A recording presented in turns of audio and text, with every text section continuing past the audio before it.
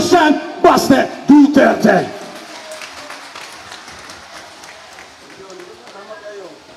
Kapitan Arabis, Kapitan Balite, Kapitan Guevara, mayong buntag sa inyo ha.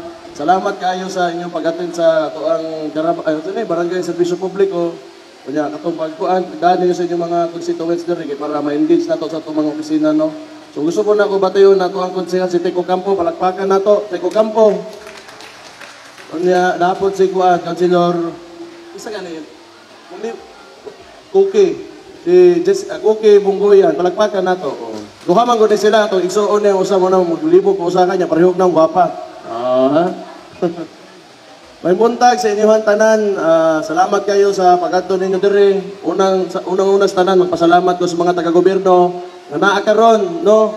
So kabalo ko nga Sabado karon nya nagdagat-dagat unta ta pero ang tututo lang man basi makaapas pa mo sa inyo ang mga kinahanglan atuan sa mga dagat na tutuan pero pasalamat kay ko nga naghatag mong oras nga manerbisyos mga tao nga bisang pag-weekend pagpaka nato no. So ingani ni siya ginatuyo ta ning barangay serbisyo publiko kaya kinabuhi sa tao diri sa syudad sa kanunay manggong busy Lunes hangtod Biyernes nagaginabuhat di makaadtog mga opisina di katong City Hall. So nga atong ginabuhat naatay Sabado bit-bito na to, murag karaban gyapon sa bukid nga na mga departamento, sila mo atiman sa mga tao, mga panginahanglan nila. Kuan lang. Nga na lang god. Unya para mailhan ng pud ninyo ato mga konsehal, natay mga kapitan, mo inyuha man na. Ug ako ang mayor. So wala man kayo not really anything special. Ang ako lang ang engagement lang sa local government. Ug napod tay kauban ng mga national government, gusto ko na ko i-recognize ni sila silang effort, labi lagi, akong ingon, Sabado karon, ting pahuway sa mga trabahante nga Lunes, Santo Biyernes, pero niya sila dire, gusto na ko isa-isahon o recognize o pasalamatan, Philippine Health Insurance Corporation, Philippine Statistics Authority, Philippine National Police, Department of Migrant Workers, National Commission of Senior Citizens, Social Security System, Pag-ibig, Human Settlements Adjudication Commission, bago niyo, karubaw kitaan nila. COMELEC, niyang COMELEC, Professional Regulation Commission ng PRC, natang OWA, Overseas Workers Welfare Administration, BIR, Bureau of Internal Revenue, Integrated Bar of the Philippines, LTO, AFP. Pagpaka na to itong mga national na mga ahensya na nadire. So kato mga tao, naani sila diri tanan karon. Kuna mo'y mahuna-hunaan. Ang ako ang advice, ayaw mo kaulaw, ayaw mo kahadlok nga muduol sa ato mga desk. Na mo'y pangutana, na mo'y concern na related sa ilang mga opisina, duulan lang ninyo. Kay sayang ang oportunidad, na mo punta diri karon tanan. May Muslim na lang nga. So, sa pawan, di ko ganahan gusto rin chismis. Pero ang anin ni siya, kay samtang naapa ko karon, kay wako kabalo, na may chismis niya, tanggalon ako, isuspindi ko.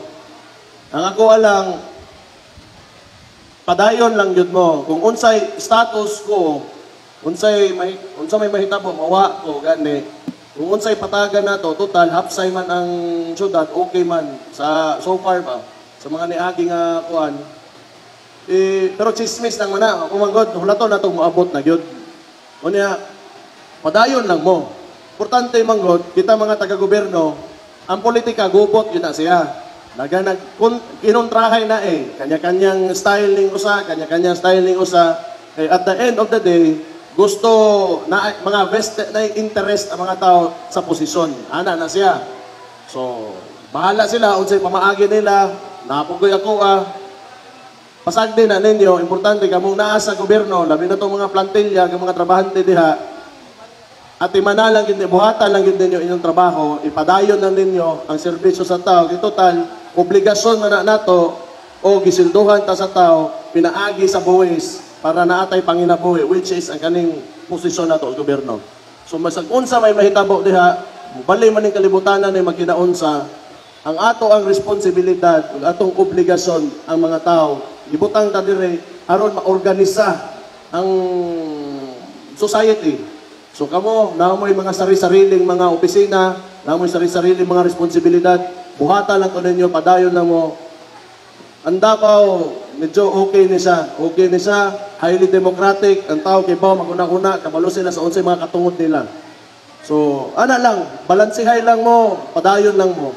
Kung mawa man ko, di mawa ko, okay lang na, makabakasyon ko, kung anong tinuod diha. So, ana lang man, wala, nothing really serious yun. Ang politika, naaalam mo yun na, it's part of government yun. Sadly, it's part of government. When it's supposed to be, mo na makapadugay yun sa tanan. Kanang, ang trabaho ni mo, himuon ni mo, utang kabubuton nga baligya sa tao. Puntahay, na ako'y, example lang, mahatag kong ayoda, Mariana, pwede ko man na iagi DSWD, pwede ko man na okay man to. Pero, kaya naman kung ibaligya ni mo, kuntahay, oh, sige, lakas ka sa taas, magbit-bit ko o kwarta, inon, kap, tagaan, takagkuan, ingani project, pwede man na ihatag diretsyo nga wala ng dagang storya. Ang mahitabo banggod, kung haluan ka ng politika, para magkaroon ng utang kabubuton, ang tao sa mo, kitungod kitagaan ni mo, murag ugok ang mentalidad ngayon na kitungod, nga manggod, kwarta man is tao daan. Dapat magkutog hatag lang diretso. Wanay pangalan, kay tungod, trabaho man na kung ikaw nakatungtong sa imong posisyon. It is our job, kaya ng mga elected officials, ang pinakadako nato nga obligasyon diha is how to allocate ang resources sa gobyerno. So, dili dapat nato sa gunitan unya himuon natong baligya nga utang kabubuton kung kinsay matagaan nato. Kaya na ba?